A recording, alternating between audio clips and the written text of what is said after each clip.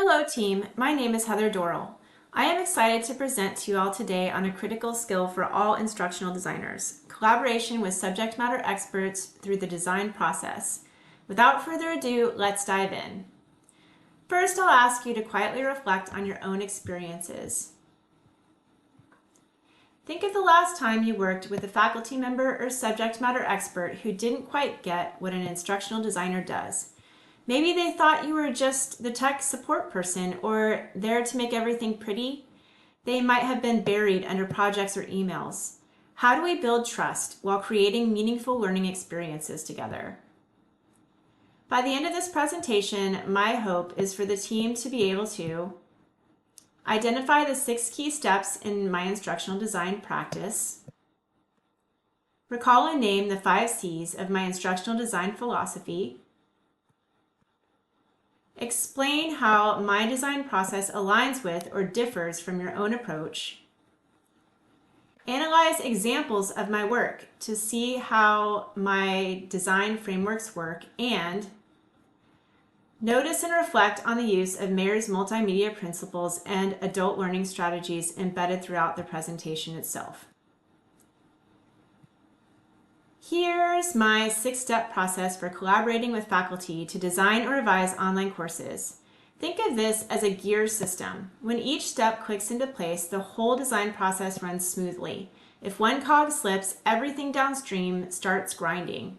We will briefly discuss each step throughout this presentation. After each step in the process, we will reflect on our instructional design and SME collaboration practices.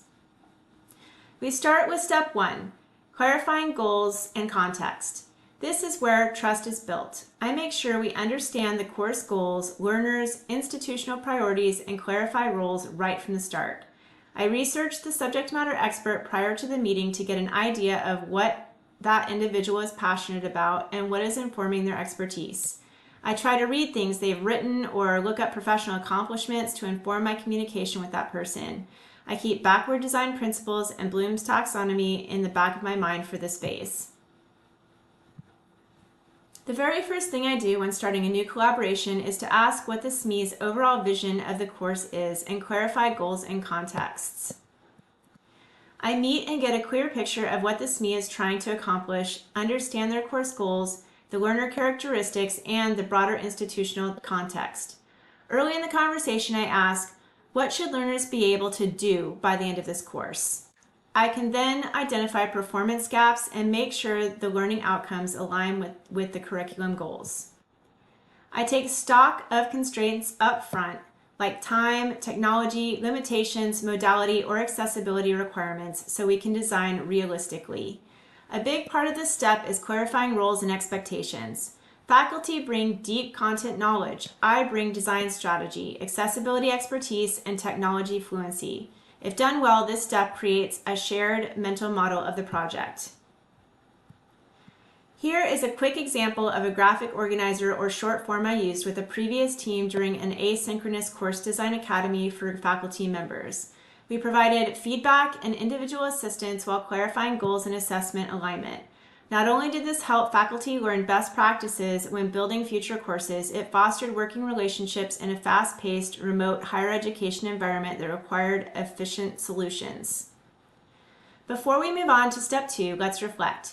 For me, trust starts before the meeting. I always take a little time to research the faculty member. I clarify my role early, but I frame it collaboratively. And my go-to question is, what do you want your students to know how to do by the end of this course? This shifts the conversation from content to outcomes. It helps faculty start thinking about objectives, assessment strategies, and activities, and how those will align before we ever talk about instructional technology. Take a moment to think about your own practice. Which of these questions sparks something for you? This is also a time to ask any clarifying questions. Once we've clarified goals and context, the next step is where the design work starts, action mapping. The purpose here is to translate course goals into specific learning actions, aligned assessments, and a clear content structure. Before we start mapping out actions or breaking down tasks, it's essential to remind ourselves of our audience. Online learners juggle work, family, and accessibility needs, so it's important to discuss this early on. I like to co-create an action map with the faculty member. We identify the key behaviors students need to demonstrate, break those behaviors into tasks, and then map out the enabling knowledge or skills. This is usually where the light bulb goes on. We're moving from here's all my content to here's what learners actually need to do. Then we separate the essential content from a nice to have stuff. Faculty are often overwhelmed by how much they think they need to cover, and this step gives them permission to focus. Here's an example of a process I used when given an outdated, disorganized PowerPoint slide deck.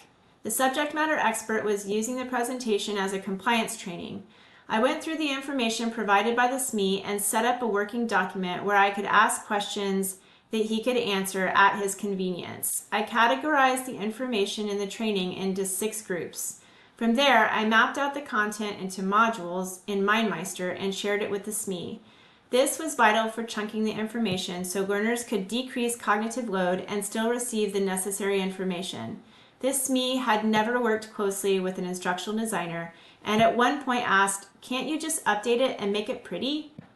As soon as the SME saw these maps, he had a light bulb moment and realized that the work we were doing was not redundant but critical to the core of the project, in this case, understanding all basic aspects of radiation safety in a hospital setting. Before we move on to step 3 in the design process, let's reflect on this phase where we analyze our learners and work with our SME on action mapping. After talking about witnessing the light bulb moment with a SME, can you remember a time when action mapping helped a collaborator come into alignment on a vision for a course or project? We've clarified the goals in step 1 and analyzed our learners and tasks in step 2. Step 3 is where we start to build the course plan. This is where everything starts coming together into a blueprint that will guide development. We translate those actions into clear objectives, instructional strategies, and aligned technologies. In this step, I work with the faculty member to turn big goals into clear, structured plans. First, we revisit the goals and make sure they align with Bloom's taxonomy, are smart, and connect directly to both the learner actions we identified earlier and institutional or program outcomes. Each objective needs to have a clear purpose. Next, we co-select instructional strategies that fit the goal and the learners. Using universal design for learning principles, we choose approaches that support learning. We map content and assessments to those strategies. We select technology tools that support the learning objectives and faculty comfort. Throughout this process, we weave in accessibility checkpoints, WCAG compliance, clear language, representation, and UDL. For collaboration, I rely on rough storyboards or module outlines for faculty review to speed up feedback. By the end of this step, we have a coherent, aligned blueprint, objective strategies, content and tools that sets us up for a smooth development and implementation process. Here's a continuation of a course map I helped a faculty member with that was in the middle of the design phase. There is work being done to link each goal to the objective to a learning task and/or assessment. Much of this feedback was done asynchronously between weekly course presentations and discussions. Before we move on to step 4 in the design process, let's reflect on this phase where we analyze our learners and work with our SMEs on action mapping. I like to use graphic organizers and rubrics along with asynchronous communications or short meetings to collaborate toward a draft of a course. What approaches or tools do you use? We have clarified goals, analyzed learners, mapped actions, and designed the blueprint. Now we can confidently move on to step 4, where we develop and prototype. This is the stage where everything we plan starts coming to life. I began by drafting the core materials, discussion and assignment directions, instructional language, and draft syllabus to give a structured starting point and timeline to the project, even though it often evolves as development continues. Next, I create storyboards and draft artifacts. I sketch out modules, interactive components, and media placements.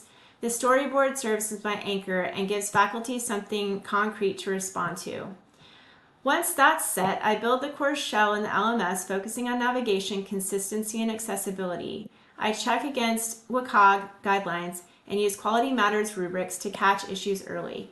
I then integrate educational technology tools strategically to support engagement, guided by TPAC, so the tools align with both learning goals and faculty comfort.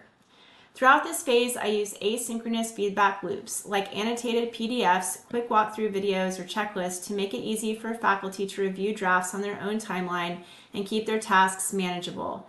Finally, I run prototypes through accessibility tools and review them with inclusion in mind. I bring in other team members for a second set of eyes.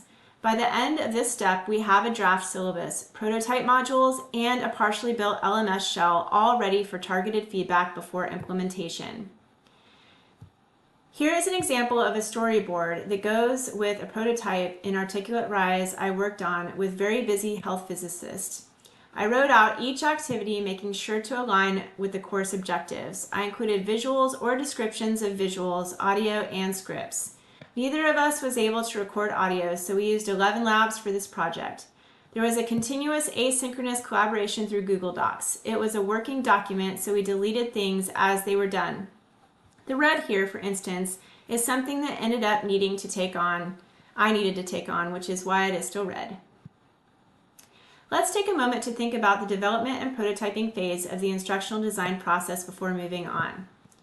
To get feedback from faculty, I find asynchronous methods like walkthrough videos or annotated drafts work best. It gives faculty space to think. However, it is important to be open to all communication preferences and accommodate for those as much as makes sense.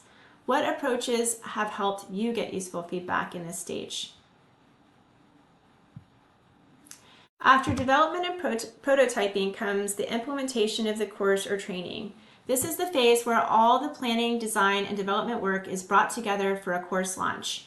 Once the course is live, support is also critical. In this step, the course content is uploaded to the LMS with clean navigation, consistent structure, and clear labeling so that faculty and students can easily find what they need. A well-organized shell sets the tone for a smooth learning experience. I also create and update faculty support materials, things like job aids, checklists, and short training sessions. These are tailored to faculty workflows, helping them feel prepared to facilitate their course, especially if online teaching or new educational technologies are involved. Before launch, we conduct a pre-launch accessibility and diversity audit, checking captions, ensuring alternative formats are available, and confirming that participation structures are inclusive. Finally, if needed, I help prepare or participate in guided handoff sessions where the design team walks through the course with the faculty member. This is an opportunity to troubleshoot, clarify, and build confidence. While I haven't been responsible for launching courses myself, I've assisted with many of these steps and created a wide range of support materials that have contributed to smooth implementations. Several of my projects with the LDTI team were to increase the number of asynchronous supports available to faculty members in a virtual toolkit. Here is an example of a voice thread I created to show faculty how to use the technology in courses and providing them with a call to action to begin engaging students with it. Feel free to ask about other support projects. As we get to implementation, a lot of success depends on how we work with faculty during this transition. Take a minute to think about your own experiences supporting SMEs in this phase. When thinking about the resources and supports you have, which ones have been the most effective for your team? Hooray! The course has launched and it's live. The faculty or SME feel supported to carry on the good work of teaching, but wait! There is still another step in the process that is critical for long-term excellence. That is the sixth step, evaluate and iterate. This is where we close the loop and make sure each course gets better over time. I start by gathering from multiple sources, learner data through surveys and analytics, faculty reflections and accessibility reports. This gives us a well-rounded picture of how the course actually performed, not just our design perspective, but from the people experiencing it. Next, I revisit the original action map and course goals. Did the students actually achieve the targeted behaviors we set out to develop in step 1? If not, where were the gaps? This is where our earlier planning really pays off because we can measure successes against something concrete. I then debrief with the faculty in a structured conversation or survey to walk through what worked, what didn't, and what might be improved next time. These interactions are collaborative in tone that focus on improving student success. Finally, I document and share key takeaways with the instructional design team. This builds institutional knowledge and helps inform future projects. And just as importantly, I make sure to celebrate faculty successes, whether it's improved engagement, clearer assessments, or more accessible materials. This final step is what turns a course from a one-time build into a living, evolving experience. I don't have direct instructional design example for this step because as a student intern, I didn't have access to learner data or faculty evaluations. That process was handled by my supervisors. But I do have extensive experience facilitating iterative evaluation from my time as a special education teacher, and honestly, it shaped how I think about instructional design. Every year, I worked with up to 35 students, each with an individual education plan or IEP. These functioned a lot like performance improvement plans in a business context. For each student, I gathered qualitative and quantitative data, norm-referenced assessments, curriculum-based measures, classroom observations, behavior assessments, parent and teacher feedback, and medical reports to create a full picture of their learning needs over time. From that, I wrote academic and behavioral goals that were SMART, specific, measurable, achievable, relevant, and time-bound, and was responsible for evaluating and reporting progress on each goal quarterly. Across all students, that meant tracking and reporting on roughly 200 individual goals each quarter. Every year, a multidisciplinary team, including parents, teachers, specialists, and administrators, would meet to analyze the data, determine whether goals were met, and set new ones. This was a federally mandated high-stakes evaluation process that required careful data analysis, clear and empathetic communication, compassion, structured reflection, and iterative goal setting. What I learned through that experience is that effective instruction has to be informed by data. It's not about intuition or one-time checks, it's about continuous structured evaluation to improve outcomes. That mindset carries directly into step 6 of the instructional design process. Take a moment to reflect on your own evaluation practices. How do you collect and use data to shape future iterations? What tools or strategies do you use to capture meaningful faculty and student feedback? How do you celebrate and communicate successes? As a special educator, that was worked into many tiered systems of support, such as positive intervention behavior support plans, individual within a classroom, or as school-wide reward systems. What does a pat on the back for hard work look like for your staff? When looking at all these steps together, you can really see how they function like the gears of a well-oiled machine. We start by clarifying goals and context, then analyze learners and tasks to ground the design in reality. We build the blueprint through thoughtful design decisions, bring it to life in development and prototyping, and then launch with implementation and support. Finally, we evaluate and iterate to keep the cycle moving forward. Each step is important on its own, but it's when they all work together, aligned, intentional, and collaborative, that the entire process runs smoothly. That's what makes instructional design not just a series of tasks, but a living system that gets better with each course. Before we wrap up, I want to share a bit about my instructional design philosophy, which I frame around 5 C's. These values shape how I approach every project and every collaboration with faculty. The first is clarity. Clear communication, well-defined goals, and transparent processes set the tone for trust and smooth collaboration. Next is compassion. Faculty and SMEs are balancing teaching, research, service, and often multiple competing demands. I approach my work with empathy, meeting people where they are and adapting my processes to support their realities. Third is collaboration. Instructional design isn't a solo act, it's a shared creative process. I see myself as a partner and facilitator, co-creating meaningful learning experiences rather than dictating solutions. Fourth is consistency. I bring a steady structure to projects, clear timelines, dependable follow-through, and predictable communication. This reliability helps build trust and keep projects moving forward.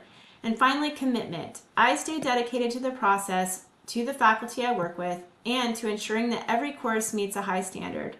Whether it's supporting faculty through challenges, refining details late in the process, or iterating after launch, commitment drives the quality of my work.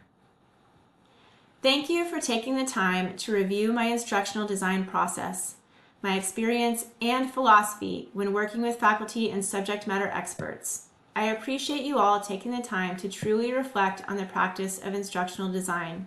I look forward to learning, growing, and collaborating to create motivating, engaging, and practical learning experiences for all. If you have any more questions for me, I'd be happy to answer them.